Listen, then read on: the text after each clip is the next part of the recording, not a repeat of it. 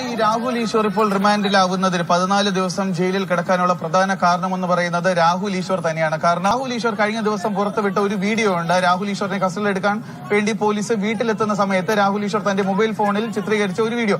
അതായത് തനിക്ക് 7 മണിക്ക് ഒരു ചാനൽ ചർച്ചയിൽ പങ്കെടുക്കാനുണ്ട്, അതിനു മുമ്പ് തന്നെ പോലീസ് വിടുമോ എന്ന് ചോദിക്കുന്നുണ്ട്. പോലീസ് വിടാമെന്ന് പറയുന്നുണ്ട്. അങ്ങനെയാണെങ്കിൽ താൻ തന്റെ കാറിൽ വരട്ടെ എന്ന് പോലീസിനോട് ചോദിക്കുന്നു. പോലീസ് ഓക്കെ പറയുന്നു. അങ്ങനെ സ്വന്തം കാറിൽ പോലീസ് സ്റ്റേഷനിലേക്ക് പോകുന്നതിന് തൊട്ടു മുമ്പായി രാഹുൽ ഈശ്വർ ഈ വീഡിയോ ചിത്രീകരിച്ചതിന്റെ അവസാന ഭാഗത്തിൽ പറയുന്നുണ്ട്, ഈ വീഡിയോകളെല്ലാം ഞാൻ ചിത്രീകരിച്ച് പോസ്റ്റ് ചെയ്യാനായി ഉപയോഗിച്ചിരുന്ന എന്റെ ലാപ്ടോപ്പ് ഞാൻ ഒളിപ്പിക്കാൻ പോവുകയാണെന്ന് രാഹുൽ ഈശ്വർ ആ വീഡിയോയുടെ അവസാന ഭാഗത്ത് പറയുന്നുണ്ട്.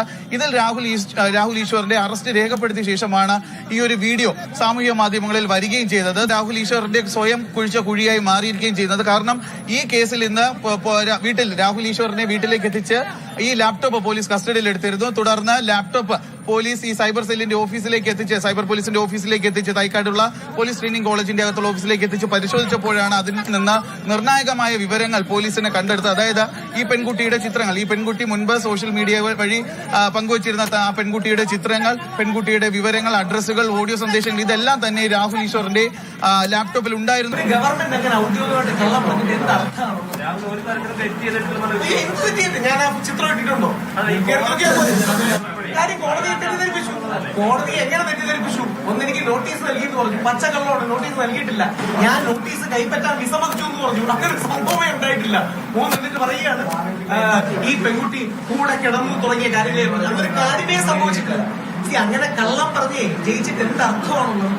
അവിടെയാണ് അങ്ങനെ കള്ളം പറയണത്. ഇപ്പൊ വേണമെങ്കിൽ എനിക്ക് രാഹുൽ മാങ്കൂട്ടത്തിന് വേണ്ടി ഇനി വീഡിയോ ചെയ്യില്ല എന്ന് പറഞ്ഞാൽ ചിലപ്പോൾ എനിക്ക് അനുകൂലമായ സമീപനം ഉണ്ടാവും. അത് ചെയ്യരുത്.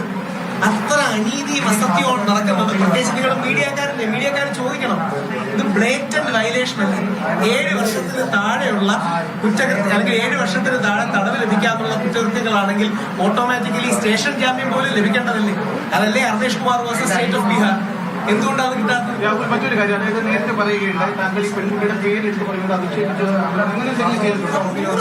കള്ളം പറയുവാണ്. അതായത് അവിടെ പറഞ്ഞത് ചിത്രങ്ങൾ വെച്ചു, ആ പെൺകുട്ടിയുടെ AI ചിത്രമാണ്, ഈ പെൺകുട്ടിയുടെ പേര് ഞാൻ എവിടെയും പറഞ്ഞിട്ടില്ല. അങ്ങനെ കള്ളം പറഞ്ഞ ഒരാളെ കൊടുക്കുന്നതിന് നമ്മുടെ മാധ്യമങ്ങൾക്കും പൊതുസമൂഹത്തിനും ഒരു ദണ്ഡം വേണ്ടി.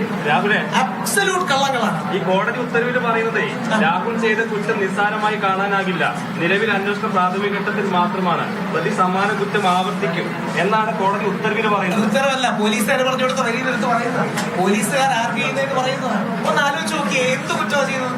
ആ ചിത്രങ്ങളുണ്ടോ? നിങ്ങൾ കണ്ടിട്ടില്ലേ ആ പെൺകുട്ടിയുടെ ചിത്രം? ഞാൻ ഇട്ടു. അത് വേറൊരാളാണ്, രഞ്ജിത പുളിക്കലോ എന്ന് പറഞ്ഞ ആളായിട്ട് ഞാൻ ഇട്ടിട്ട് പോലുമില്ല. എന്തൊരു കള്ളമാണ് കാണിക്കുന്നത്.